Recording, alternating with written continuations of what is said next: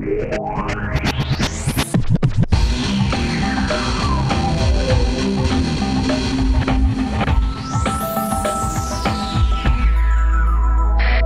a lot of misinformation floating around about the operation that killed Osama bin Laden yesterday, so we will set the record straight this evening.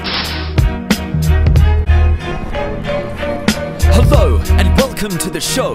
This is rap news with that juice it's essential to know. And while journalists claim to be first with the news, we prefer to learn, discern and turn up first with the truth. So without further ado, we're starting by charting the alleged last gasp of Osama bin Laden. We ask the tough question most pundits are dodging. What happened in Baden that morning? And joining us, regular guests on the news feed, the Pentagon's General Baxter and Terence Moonsey. Gentlemen, welcome. We'll begin with you, General. How's the general atmosphere there at the Pentagon? Incredible. This is just an enviable victory. The USA has made an indelible entry in history. A decade since 9/11, we found bin Laden and got justice for the 3,000 Americans that died then. His crime and infamy have been erased and healed, framed and sealed thanks to the bravery of the US Navy SEALs. Way to kill. Tell us how it went down, the actual sequence. SEAL Team 6 hit the compound. It was battle stations. They found Osama armed with a Islamic ray gun, shot him in the face and... What's that? No ray gun? Oh, well. Then he used his wife as a human shield and...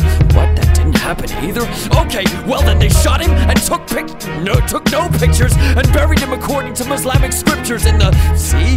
Yes, in the sea! And the president was or was not watching the live feed. An extraterritorial hit? The world's in our grip. Now our jurisdiction extends over all of it. So who's next for shock and awesome judgment? Ahmadinejad, Al-Akawi, Assange were coming. Was Osama worth it? Yeah, it was worth it. We only lost 6,000 more Americans to murk him. But I didn't like how we treated his corpse. He's no hero. I'd have hanged Jordan and quartered him at ground zero. Where the 19 hijackers... Lies, Baxter! There were no hijackers. It was a demolition. A Reichstag on the Twin Towers by the twin powers of Bush and Cheney. Bin Laden wasn't in charge of pushing planes in. In fact, the planes didn't even exist. They were blue beam holograms projected to increase the mist. Plead the fifth, but thermite dust sits on the curb and Building 7 is evidence that it's so absurd. You internet nerd, Osama did Distrust every word! This is our finest hour. Justice has been served. Justice? General, that's an interesting word to choose. We're a nation of laws. What other word would you use? Assassination? Slaughter? He's a legitimate military target, a murderer. What about the precedent set at Nuremberg?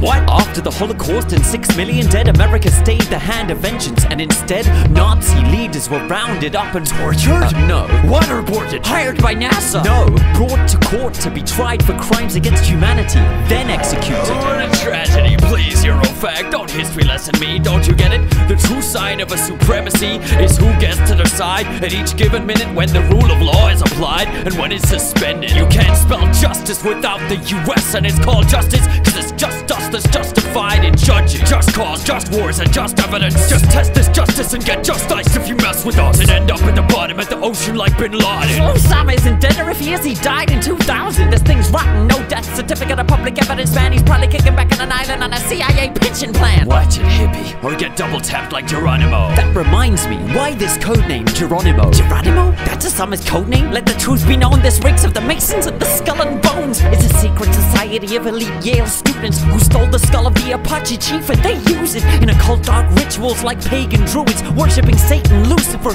Cain, and Judas. The truth is, they're the ones who owned Osama and got the Pharaoh plasma to clone Obama. They're ruthless. They planned this end game to coincide with the May Day pagan festival of Beltane, a fertility ritual with blood sacrifice, and Adolf Hitler's suicide dates match precise. That's a device to pledge and bow to the true rulers of the earth and renew the wedding vows. That's why Obama harpooned Japan, creating waves to hit him, and Prince Reptilian was married to Satan in the form of Kate Middleton. I ain't kidding with you when I'm yelling the truth. The Illuminati's on the throne. That's the real reason why they called Osama Geronimo. It's a perfectly good codename. What's wrong with you? I see many Native Americans consider it dishonorable to have their hero, ancestor, and leader associated with terrorism and Al-Qaeda. It all seems like an appalling error. It wasn't an error. This right here is the war on terror, and it's a continuation of the 19th century campaign we had to wage to liberate the territory of the United States from the Redskin savages who also hid in caves and kept on attacking us because they hated our civilized ways, our Christianity, whiteness, and slaves. Was the Apache defending their lands from the invasion of whites? They started it, Bob. Get your history right. Same with Al-Qaeda. We didn't pick stop this fight. So you see, the Geronimo analogy is tight. Alright, thank you both for your interesting views. Little wonder there's such confusion in the news when we can scarcely agree on historical narratives. Is there any mystery that we live in diverging realities? The tides of amnesia seem to be rising like the oceans, unchecked by mass media that is steadily corroding. More concerned with the rush to make headlines by 5 than helping us discern the facts from the lies. But there's a rival tide, an equal and opposite turn, a yearning to read between official lines that have blurred. I'm reassured by the many who were plainly disturbed and who questioned the way in which justice was served. If it was served, it can be served to us just the same. So what brand of justice do we want done in our name? Leaving you now with that thought in your mind. Robert Foster for Juice Media, proud to ignore deadlines.